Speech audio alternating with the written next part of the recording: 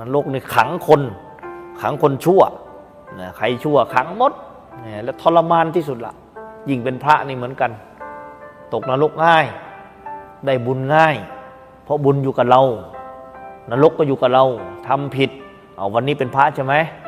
3 วันไปเจอผู้หญิงมาชอบผู้หญิงทำไงโทรหาเขาติดต่อเขาสุดท้ายก็ไปนอนกับเขาก็ตกนรกแหละเห็นไหม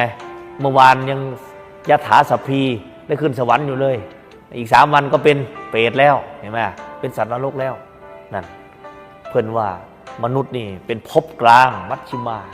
ผู้จะไปอบายก็ง่ายผู้จะไปสุคติภูมิก็ง่ายผู้จะไปนิพพานยิ่งง่าย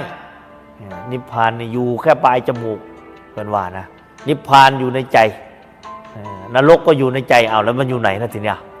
เอาหานรกในใจมึงดุยหานิพพานในใจมึงดุยหาอยู่ใสเอากลัวปุ๊บก่อนนรกเห็นไหมทำผิดก็นรกรักโลภโกรธหลงก็นรกเห็นไหม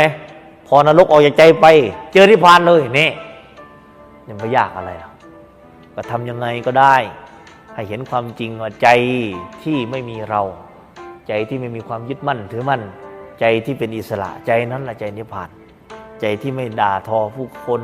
ใจที่ไม่รังเกียจเดียดฉัน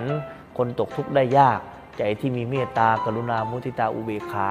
ใจที่เสียสละใจที่อภัยยอมได้อภัยได้เมื่อนั้นก็พ้นทุกข์ได้